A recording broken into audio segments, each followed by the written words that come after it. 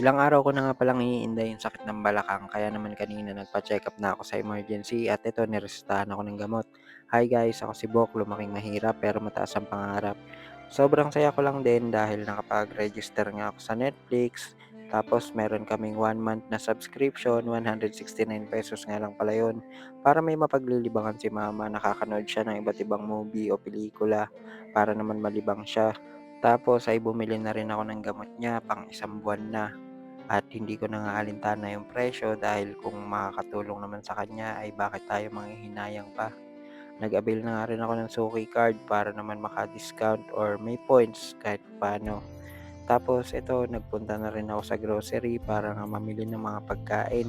Noon pa man talaga na unang na-stroke si mama ay nagre-research na ako kung ano talaga yung makakabuting pagkain para sa kanya. Ang problema nga lang ay wala talagang pambili.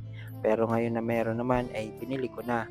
Yung isang olive oil nagkakahalaga ng 500 pero hindi ko yun pinanginginayangan. Tapos nitong ang tanghali ay nagpunta na ako ng emergency. Magme-message muna pala sa kanilang Facebook account para makapag-schedule ng appointment.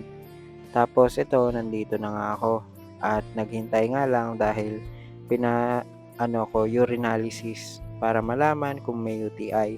Pero ayun, habang naghihintay, nagdadasal na nga ako na sana ay wala. At ayun nga, awa ng Diyos, wala naman.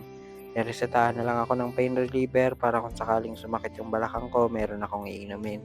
Baka nga daw mamaya sobrang pagod lang at stress na din. Alam nyo, sa totoo lang, every time na meron akong nararamdaman sa katawan, hindi sa nag-overthink ako pero pinapa-check up ko siya kaagad. Kasi iniisip ko, mas maganda ng maagapan kaysa malala bago pa matignan. At ayun, pag-uwi ko, dumating na nga yung tools na in-order ko para nga magawa ko na itong wheelchair na bigay sa amin ni Ma'am Kat Villanueva. Maraming maraming salamat po talaga. Medyo maluwag lang siya nung dumating at dahil nga wala kaming tools ay inantay ko muna na dumating itong aking in-order. Kaya kung mapapansin nyo, nakatali siya kanina kasi nga dumudulas yung paa ni Mama dyan. Kumbaga, gumagalaw yung tapakan niya. Tapos dito meron nakaharang na damit. So nilagay ko siya kasi merong bakal na nakaumbok.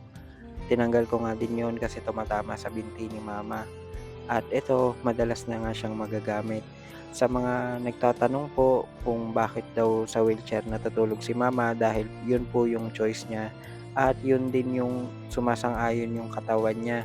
Sabi naman kasi ng doktor, ganun daw talaga kapag stroke patient. Tapos yung sa leeg daw, bakit daw hindi ginagamit, yung nilalagay sa batok, actually ginagamit niya po talaga. May time lang na kapag nagbi-video ako ay inaalis niya na. Tapos may nagsabi pa na bakit daw hindi namin ibigay sa mas nangangailangan yung wheelchair na nandun sa may likuran. Sa totoo lang po ay may sira po yun at nahingi lang din po namin yun. Mahirap naman po magbigay, baka mamaya yung gagamit ay madisgrasya pa. Ayaw nga gamitin mama yung parang arinola kaya iniintindi ko na lang. So yun lang guys, salamat po sa panonood.